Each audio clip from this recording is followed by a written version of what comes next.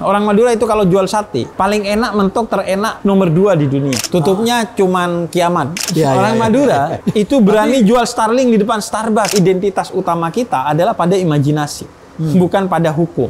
Kesalahan kita karena ingin dekat berkomedi, akhirnya menyebabkan ketersinggungan. Tapi kalau udah dekat, komedi akan menjadi sesuatu yang menghangat. Karena toleransi bukan berarti kemudian bablas menerobos nilai-nilai agama yang mereka yakini.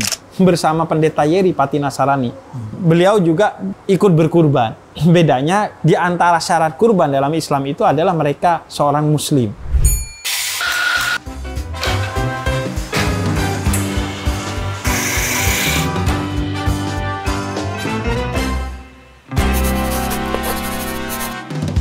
Kita ngomong turbulensi, terus kita lihat ekonomi. Ya, ini sekarang perbincangan tentang toko Madura luar biasa. Dalam satu radius 5 km saja ada ribuan di situ. Dan mereka bekerjanya luar biasa. Mereka kemudian juga bisa menciptakan pekerjaan yang melayani orang 24 jam begitu ya. Tutupnya cuman kiamat, Bro. Tutupnya cuma kiamat. Itu pun buka setengah hari itu. Karena kata Nabi, kalau kamu mengetahui kiamat itu sesaat lagi dan di tanganmu ada bibit tanaman, maka tanamlah. Di sana ada 2 pesan. Pertama pesan ekologi, dan yang kedua pesan tentang etos kerja. Jadi orang Madura karena bekerja sebagai pelayanan, bukan hanya sebagai aktivitas perekonomian dan bisnis, maka sebelum kiamat dia tetap bekerja, tetap buka toko tuh. Ini luar biasa ya. Orang Madura itu memang mempunyai mental perantau yang kuat. Iya, orang Madura itu ada di mana-mana. Saya ke semua tempat.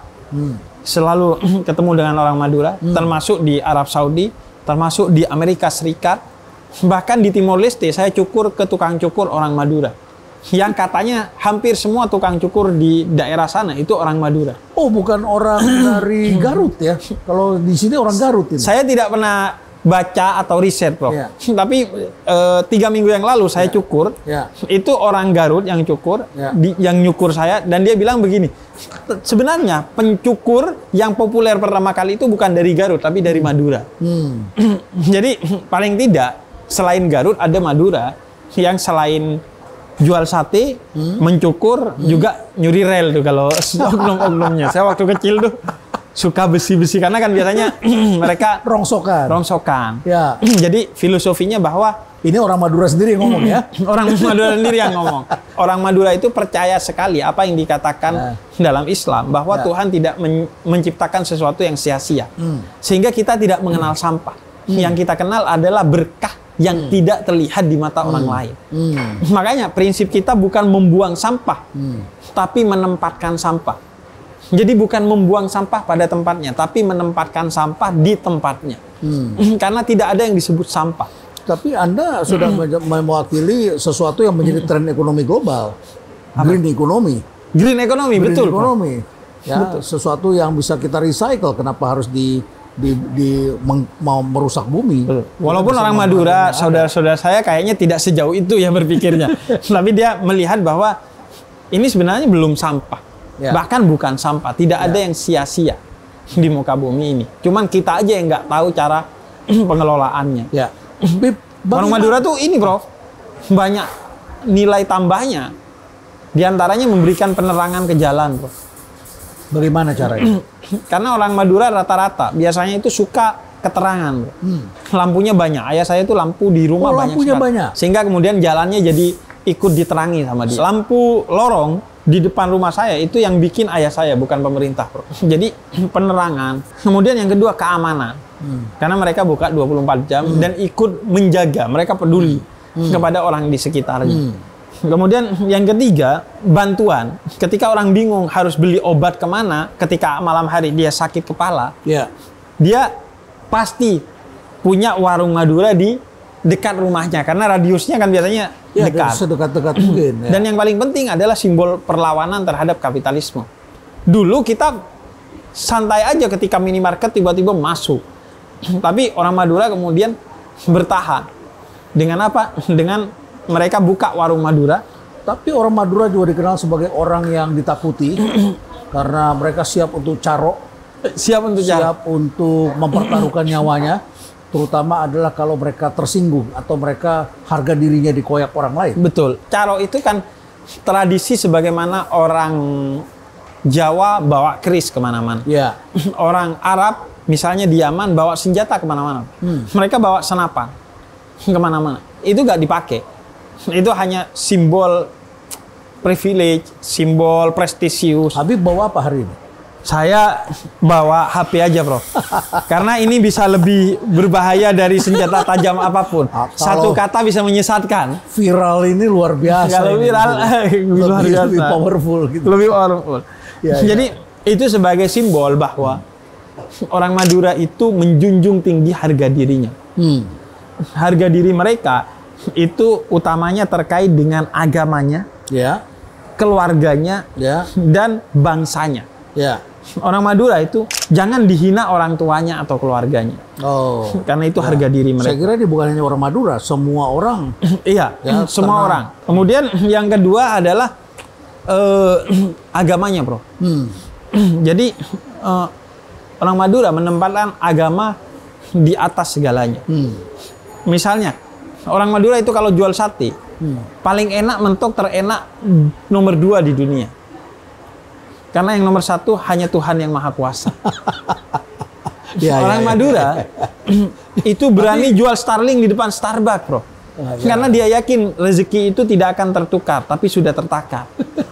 Dan yang ketiga, orang Madura itu jangan disentuh bangsanya, kemaduraannya, karena itu dijaga betul.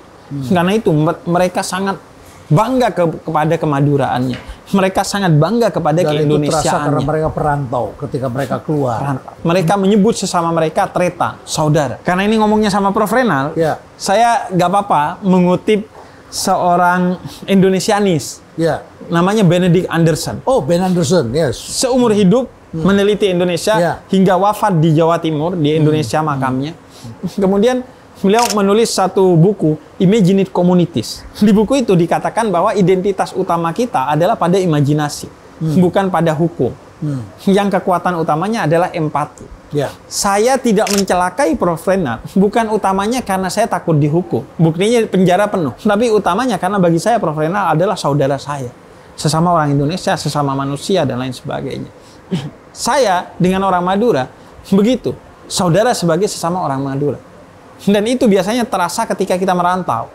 Ikatan keindonesiaan kita makin kuat ketika ketemu di luar negeri. Ikatan kemaduraan kita makin kuat ketika ketemu di kawasan Betawi, kawasan Batak. Dan itu ada di semua orang Indonesia. Ini sama saja dengan kita mencari sate Madura, saya nggak ketemu di Madura. Di sini banyak sate Warung Padang juga nggak ada di Padang. Nggak ada di Padang. Iya. Nah itu, Bro. Jadi ketika keluar, mereka punya imajinasi bahwa saudara. Sesama orang Jawa biasanya menyebutnya dulur. Dulur, ya. Saudara. Orang Palembang menyebutnya wong kito. Orang kita, saudara kita. Jadi semua imajinasi persaudaraan itu ada di masyarakat Indonesia. Dan itu harus dijaga.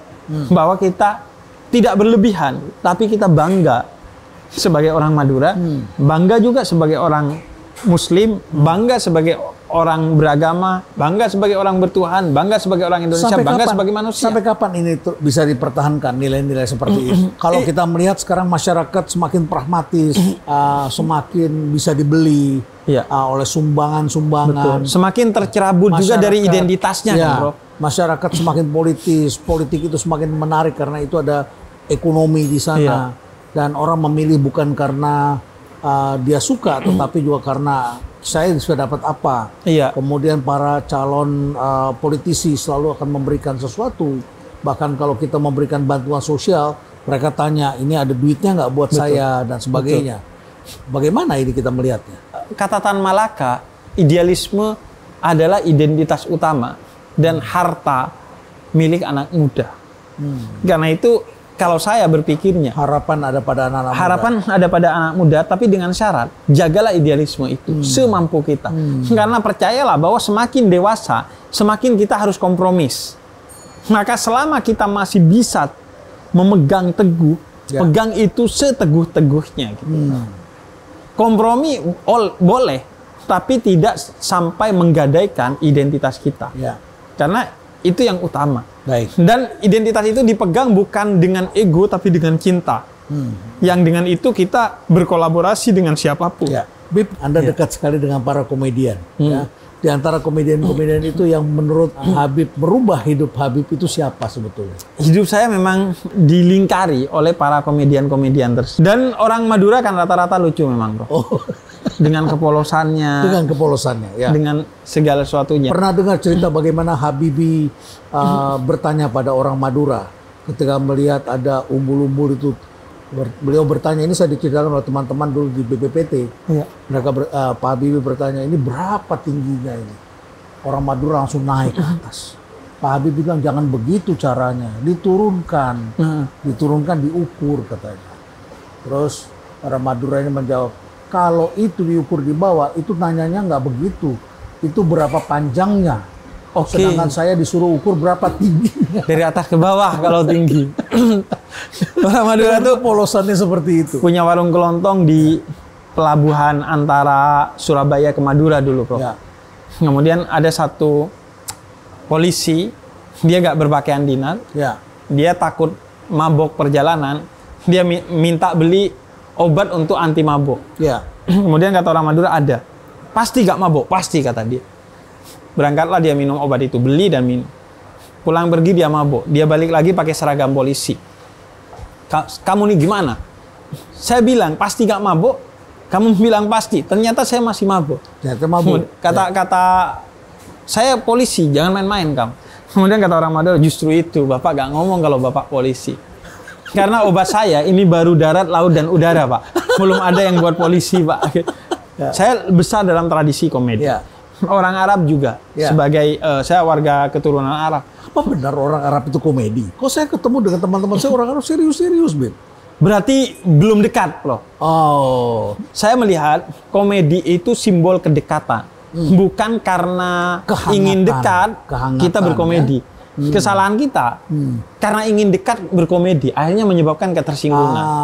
Tapi kalau udah dekat, komedi akan menjadi sesuatu yang menghangatkan. Jadi by nature, secara natural itu memang seperti itu. Jadi betul. Madura, Arab, kemudian stand up komedian, stand up komedian, mereka yang saya rasa salah satu yang paling berkontribusi dalam dakwah saya.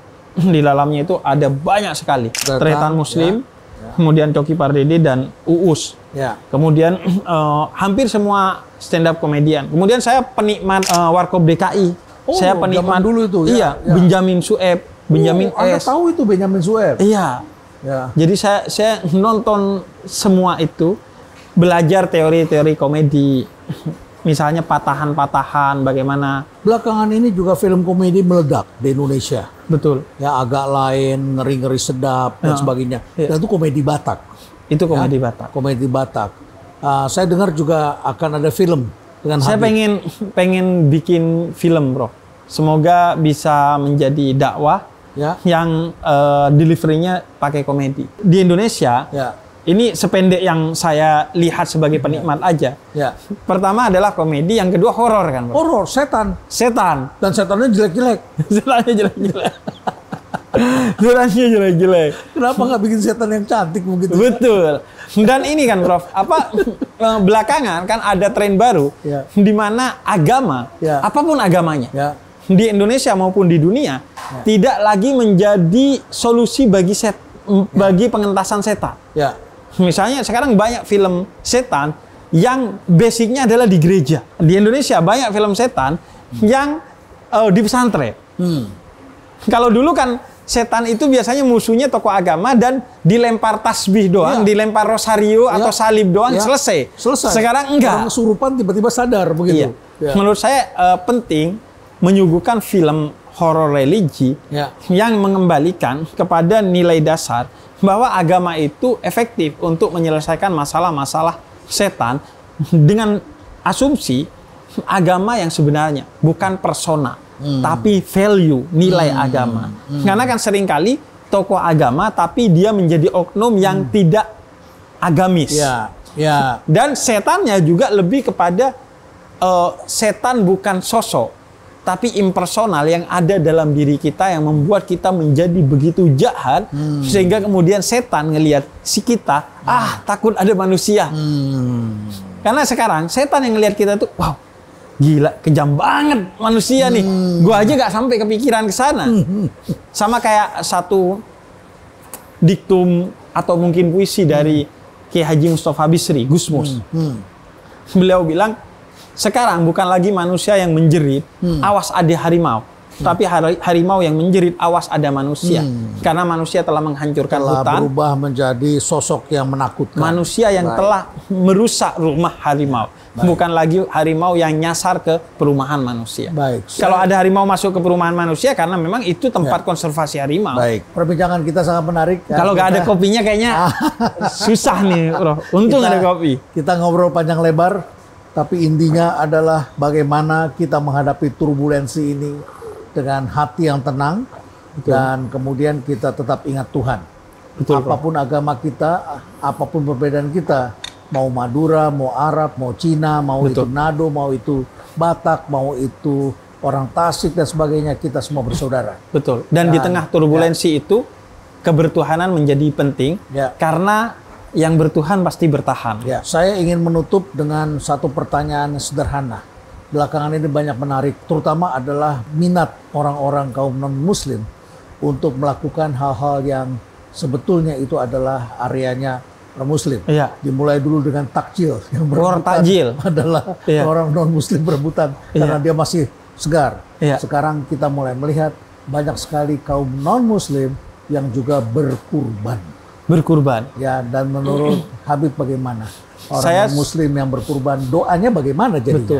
Saya sejak mungkin 3 tahun yang lalu itu telah mengajak teman-teman non-Muslim untuk ikut merasakan kebahagiaan nilai-nilai Islam. Bukan mengajak mereka untuk masuk Islam, tapi mengajak untuk merasakan juga nilai-nilai Islam agar kegembiraan satu umat itu menjadi kegembiraan bagi semua umat. Tentu tetap dengan menjaga dan menghormati batasan-batasan yang ada pada agama mereka. Karena toleransi bukan berarti kemudian bablas menerobos nilai-nilai agama yang mereka yakini. Termasuk berkurban. 3 tahun yang lalu, saya bersama Pendeta Yeri Pati Nasarani, putra dari legenda sepak bola Indonesia, Roni Pati Nasarani. Roni Pati Nasarani. Beliau juga ikut berkurban. Bedanya di antara syarat kurban dalam Islam itu adalah mereka seorang Muslim. Karena itu, tapi di Islam diperbolehkan ikut berkurban dengan niat sedekah daging. Maka Pendeta Yeri mensedekahkan 1 ekor kambing untuk dikurbankan di masjid sebelah rumah saya dan dibagikan kepada saudara-saudara Muslim maupun non-Muslim. Ketika diumumkan, bacanya bagaimana? Pemberiannya ditujukan doanya untuk siapa? Enggak, saya sebutnya ini sedekah daging dari Pendeta Yeri Pati Nasarani. Jadi tidak disebutnya sebagai kurban. Dan dalam Islam setiap kebaikan, siapapun yang melakukan kebaikannya tidak sia-sia. Mereka akan dibalas tuntas di dunia semuanya dengan balasan yang berlipat bahkan. Dan paling tidak dari sana kita sadar bahwa kita memang berbeda dalam kebenaran, tapi kita bisa bersama dalam kebaikan. Bersama dalam kebaikan. Baik, Bib. Ini adalah situasi menjelang Hari Raya Idul Adha. Mudah-mudahan apa yang Habib taburkan, yaitu bagaimana spirit untuk bersatu dalam kebaikan dan semangat dalam toleransi, ini bisa terus dibangun di negara yang beragam ini. Betul. Terima kasih banyak sudah hadir di sini. Terima kasih, Prof. Tidak ada lain adalah kita semua ingin hidup kita relevan. Hidup kita relevan, beribadah juga relevan, bersahabat secara relevan, menghadapi situasi dunia yang penuh dengan turbulensi, tentu saja kita harus berpegang pada Tuhan. Makasih banyak sudah hadir. Terima kasih, Prof. Terima kali. Saya menantikan yang ke-6 kali dan nanti kita bikin kegiatan bersama. Siap. Dan stay relevan.